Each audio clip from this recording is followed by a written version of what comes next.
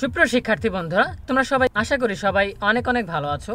তোমরা যারা একাদশ শ্রেণীতে ভর্তির জন্য আবেদন করেছিলে, যারা প্রথম পর্যায়ে চান্স পেয়ে গেছো তারা তো নিশ্চয়ন করে ফেলেছো। যারা দ্বিতীয় পর্যায়ে আবেদন করার চিন্তাভাবনা করছো, যারা পছন্দের কলেজে চান্স পাওনি অথবা কোনো কলেজে চান্স পাওনি, তারা দ্বিতীয় পর্যায়ে আবেদন করতে চাও। তো দ্বিতীয় পর্যায়ে আবেদন করার আগে কিছু বিষয় নিয়ে তোমাদেরকে জানানো দরকার। সো যেই বিষয়গুলো তোমাদের জন্য জানা খুবই জরুরি, সেই বিষয়গুলো নিয়ে আমরা আজকের ভিডিওতে কথা বলবো। তুমি দ্বিতীয় পর্যায়ে যে আবেদন করবে, যেই কলেজগুলোতে আবেদন করবে, সেই কলেজে কতগুলো সিট খালি আছে সেগুলো তোমাদেরকে বুঝে নিতে হবে। কারণ প্রথম অবস্থায় ধরো একটা কলেজ 200 সিট ছিল, এখন প্রথম পর্যায়ে 190 জন শিক্ষার্থী ভর্তি হয়ে গেছে। সেই ক্ষেত্রে তোমার সিট আছে খালি মাত্র 10টি। এখন তোমাকে ভেবে দেখতে হবে যে তোমার যে গ্রেড পয়েন্ট রয়েছে এটা নিয়ে তুমি 10টা সিটের জন্য প্রতিদ্বন্দ্বিতা করবে কিনা।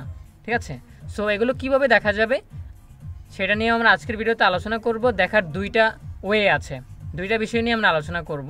সো এই ফাঁকে বলে রাখতে চাই, যারা এখনও আমাদের চ্যানেলটিকে সাবস্ক্রাইব করনি তারা এখনই সাবস্ক্রাইব করে রাখো, তাহলে পরবর্তীতে তোমাদের জন্য প্রয়োজনীয় সকল শিক্ষণীয় আপডেট সবার আগে পেয়ে যাবে।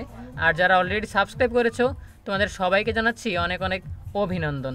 তো আমরা যেটা বলতেছিলাম যে কোন কলেজে কত সিট খালি আছে বা ফাঁকা আছে সেটা জানতে হবে প্রথমেই। সো সেটা কিভাবে জানবে, তোমার কলেজটা যেই বিভাগে অবস্থিত সেই বিভাগে চলে যাবে। সো আমরা যদি এখানে দেখি এক্সআই class.admission.gov.bd, এটা হচ্ছে এই ওয়েবসাইটটা। এই ওয়েবসাইটে আসার পর বাম পাশে দেখতে পাচ্ছ board college list board wise. তো এখানে তুমি যেই বোর্ডের কলেজে আবেদন করতে চাচ্ছ সেই বোর্ডে চলে যাবে। সো আমরা যদি ঢাকা বোর্ডের কলেজগুলোতে দেখি, সো এখানে তোমরা দেখতে পাচ্ছ যে আফাজউদ্দিন কলেজ, এখানে হিউম্যানিটিস বা মানবিক বিভাগের জন্য সিট খালি আছে 350টি, তারপর বিজ্ঞান বিভাগের জন্য খালি আছে 210টি। এখন এটা হচ্ছে আগের আপডেট, ঠিক আছে। সো প্রথম পর্যায়ে নিশ্চয়ন তো এখনও শেষ হয়নি। এখন কতজন শিক্ষার্থী নিশ্চয়ন করবে সেটা তো কলেজ কর্তৃপক্ষ এখনও জানে না, কারণ অনেকে চান্স পাওয়ার পরেও নিশ্চয়ন করে না। সুতরাং কতজন কনফার্ম করবে সেটার উপর ভিত্তি করে তারা খালি সিট নির্ধারণ করবে। সো নিশ্চয়ন শেষ হবে 11 তারিখ। সো 11 তারিখ যখন নিশ্চয়ন করা শেষ হয়ে যাবে, 12 তারিখ থেকে তোমাদের আবেদন শুরু হবে। সো 12 তারিখে তোমরা এই লিস্টটাই আপডেট করে দেখতে পাবে, ঠিক আছে। সুতরাং তোমাদেরকে আর কোথাও যেতে হবে না, এখানেই তোমরা চলে আসবে। এখানে আসার পর তোমরা পেয়ে যাবে যে কোন কলেজে কতটা সিট খালি আছে। সো এই ওয়েবসাইটে আসার পর তোমার কলেজটি যেই বিভাগে অবস্থিত সেই বিভাগে চলে যাবে, তাহলে তুমি দেখতে পারবে এরকম লিস্ট। এরকম লিস্টে প্রথমেই তুমি দেখবে যে কোন ডিস্ট্রিক্টে তোমার কলেজটা রয়েছে। সো এটা হচ্ছে ঢাকা মহানগরী প্রথমে, তারপর আরেকটু নিচের দিকে গেলে ঢাকা মহানগরী শেষ হয়ে চলে আসবে ঢাকা মহানগরী, তারপর চলে আসবে গাজীপুর, তারপরে চলে আসবে কিশোরগঞ্জ। এভাবে প্রত্যেকটা জেলা খুঁজে বের করবে। তোমার জেলা গেলে তারপর উপজেলা এখানে খুঁজে বের করবে। তারপরে সেই উপজেলায় যতগুলো কলেজ রয়েছে প্রত্যেকটা কলেজের কোন বিভাগে কতটা সিট খালি আছে সেগুলো তোমরা দেখতে পারবে। সো এটা হচ্ছে আগের লিস্ট। নতুন লিস্ট আপডেট করা হবে যখন নিশ্চয়ন করা শেষ হয়ে যাবে, যখন তোমাদের দ্বিতীয় পর্যায়ের আবেদন শুরু হবে। সো 12 তারিখে তোমরা এই আপডেটটা দেখতে পাবে। এছাড়াও আরেকটা সিস্টেম রয়েছে দেখার। সো সেটা হচ্ছে এখন তো ফলাফল দেখা যাচ্ছে যে কোন কলেজে চান্স পেয়েছে অথবা পায়নি, আর এখানে নিশ্চয়ন করা হয়েছে কিনা ফি যাচাই করা যাচ্ছে। তো এই অপশনগুলো চলে যাবে 11 তারিখের পরই। 12 তারিখে এখানে চলে আসবে অ্যাপ্লাই নাও বাটন। সেখানে ক্লিক করলে তুমি যখন আবেদন করার সময় একটা কলেজ সিলেক্ট করবে, তোমরা কিন্তু দেখেছিলে যে কীভাবে আবেদন করতে হয়। সো কলেজ সিলেক্ট করার পর এইখানে কিন্তু একটা অপশন আসে যে ফাঁকা সিট, সেখানে ক্লিক করলে কিন্তু কয়টা সিট খালি আছে সেটা কিন্তু দেখা যায়, ঠিক আছে। তো তুমি আবেদন করার সময় দেখতে পারবে যে তুমি কলেজে যেই কলেজটাতে আবেদন করতেছো সেই কলেজে কয়টা সিট ফাঁকা আছে বা কয়টা সিট খালি আছে।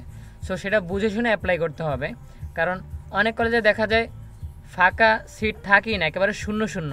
তো সেই কলেজগুলোতে তোমার আবেদন করে লাভ নেই, অথবা দেখা যায় একটা বা দুইটা সিট খালি আছে, সেগুলোতে তোমার আবেদন করে লাভ নেই। সুতরাং দ্বিতীয় পর্যায়ে আবেদন করার আগে তোমাদেরকে অনেক ভেবেচিন্তে আবেদন করতে হবে যে তুমি আগে যেই কলেজে চান্স পাওনি আবেদন করেও সেই কলেজগুলো তুমি দিবে কি না, সেটা ফাঁকা সিট কয়টা আছে সেটা দেখে নিতে হবে। কারণ আগে তুমি 200 সিট ফাঁকা ছিল তখন আবেদন করে পাওনি, এখন সিট খালি আছে মাত্র 10টা, এখন তুমি কি করে আবেদন করে পাবে? সুতরাং তুমি আবারও রিজেক্ট হয়ে যাবে।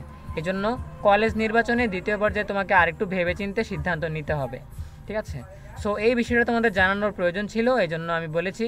সো এই বিষয়ে আমি যে পরামর্শটা দিয়ে থাকি সেটা হচ্ছে তুমি যে আগের কলেজগুলো দিয়েছিলে সেই কলেজগুলো তুমি দিতে পারো, প্রথম পর্যায়ে প্রথম 5টায়, তারপরে 6 থেকে 10-এর মধ্যে, কারণ তোমরা 10টা কলেজ দিতে পারবে সিলেকশন, তো 6 থেকে 10-এর মধ্যে তোমরা আগের কলেজগুলোর বাইরে নতুন কিছু কলেজ দিবে যেগুলো একটু নিম্নমানের।